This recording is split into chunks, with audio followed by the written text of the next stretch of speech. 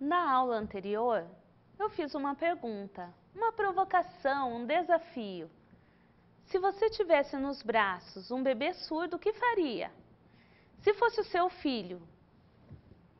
Difícil pensar, né? E mais uma pergunta que foi feita. Você lembra qual é? Quais são as características desse sujeito? Você conhece características dos surdos?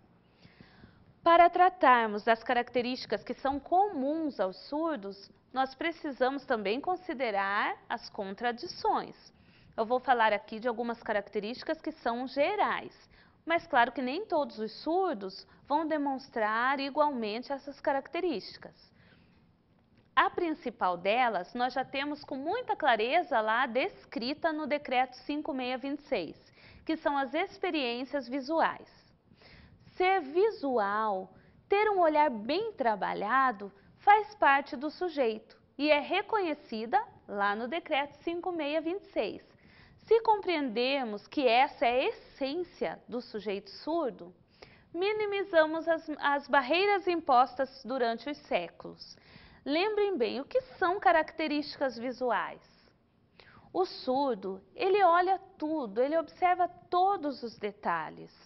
Isso é ter características visuais, independente se ele é usuário de língua de sinais ou se ele é uma pessoa muito oralizada.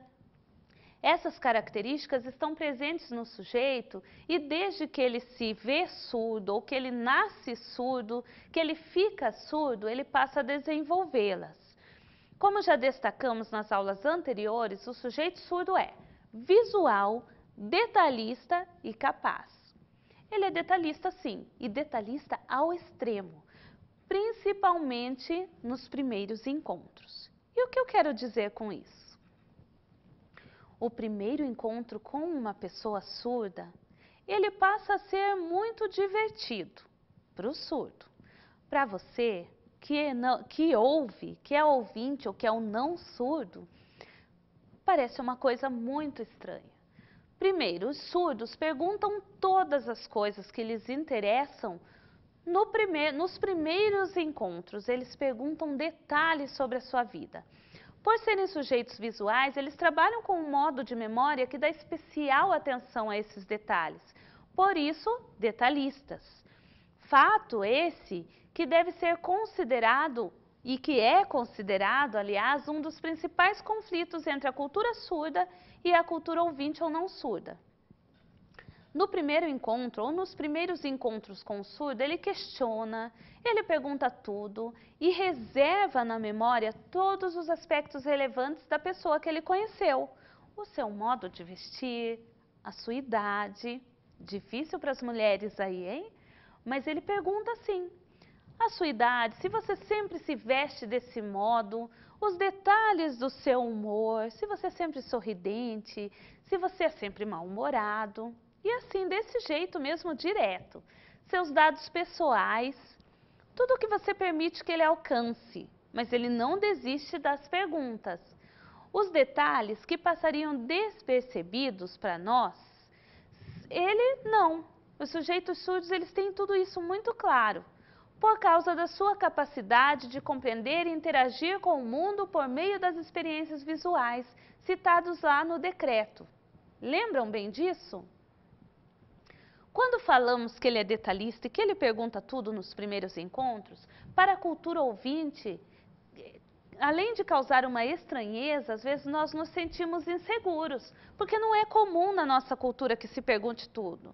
Nós ensinamos para os nossos filhos, quando eles nascem ouvintes, que eles não perguntem, que não é o lugar certo de dizer esse tipo de coisa, que não se pergunta isso, principalmente quanto às mulheres. Nós não ouvimos na nossa sociedade que não se pergunta a idade às mulheres, mas o surdo pergunta sim. Se você não quer dizer a tua idade correta, diz para ele que é particular, mas dá uma ideia, porque você pode ter uma surpresa. Ele pode te dar a ideia que ele acha que da idade que você tem. Pergunta com relação à sua roupa e depois, quando você trocar de roupa, quando você trocar de cor, ou, por exemplo, vocês mulheres que gostam de salto alto, isso demonstra você sempre chique, sempre de bem com a vida, o dia que você coloca alguma coisa, um sapato baixo, ele vai dizer ela não está bem e não desiste da pergunta. Como ele guardou na memória os detalhes sobre você, o dia que você estiver diferente, ele vai te perguntar sim. Por que é que você está triste? Por que é que você está brava? Por que é que você está bravo? E vai esperar a sua resposta. Se você não quer detalhar, avisa que é um assunto particular. Na cultura surda, perda auditiva, grau, nível de audição não faz parte das preocupações. Ao conviver com o povo surdo, você pode perceber que nesse encontro que se pergunta tudo, nunca se pergunta o nível de perda auditiva, mesmo entre surdos. Ninguém pergunta que tipo de perda auditiva e qual o nível de audição que ele tem.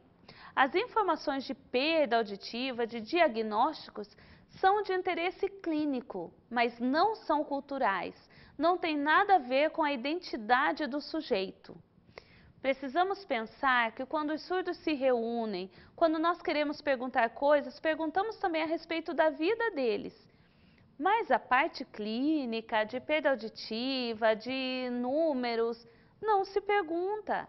Para eles, o que é importante são as necessidades dialógicas, as necessidades comunicativas, como interagir, as interações.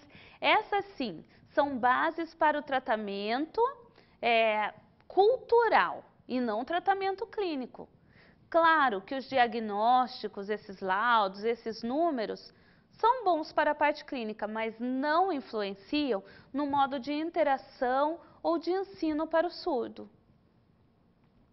Strobel, 2008, que é a Karen, uma doutora surda, ela destaca que os surdos percebem com os olhos tudo que ocorre ao nosso redor. Desde os latidos de cachorro, mudanças de expressão corpóreo-facial bruta. Como é que vai perceber o latido de cachorro? Claro, pelo movimento do ambiente. Um exemplo, se faz um barulho, se acontece um acidente lá fora, como é que nós agimos? Nós não permanecemos imóveis, muito menos com a mesma expressão facial. Logo, nós mostramos alteração, todo o ambiente se altera. E o surdo, mesmo não ouvindo o que está acontecendo lá fora, ele observa a modificação desse ambiente. Como eles são detalhistas e visuais, surdos filhos de ouvintes, quando crianças, eles têm dificuldade com a autoestima. Sabe por quê? Porque eles não convivem com os pares. E nem é comum que os pais ouvintes tenham amigos surdos. E nem os colocam também em contato com a comunidade surda. Assim, eles vão ignorando, claro que por desconhecimento, as características e as necessidades do filho surdo. Nós estaremos discutindo melhor ainda sobre esse assunto, mas eu sugiro que vocês vejam o vídeo. Se você conhece Libras, verá que não é a expressão dos sinais, mas a parte cultural da música, que vocês verão lá no vídeo. Amigo, estou aqui é o nome, está no seu material complementar. Vocês verão como é diferente a apresentação em língua de sinais. Lá é uma intérprete, é ouvinte, e ela mostra toda a poesia que existe na música, demonstrando a diferença cultural que existe aí. Precisamos estar atentos a essa mudança de ambiente, às características dos surdos e como nós podemos contribuir no nosso ambiente para que as suas características sejam respeitadas. Estaremos discutindo ainda mais nas próximas aulas.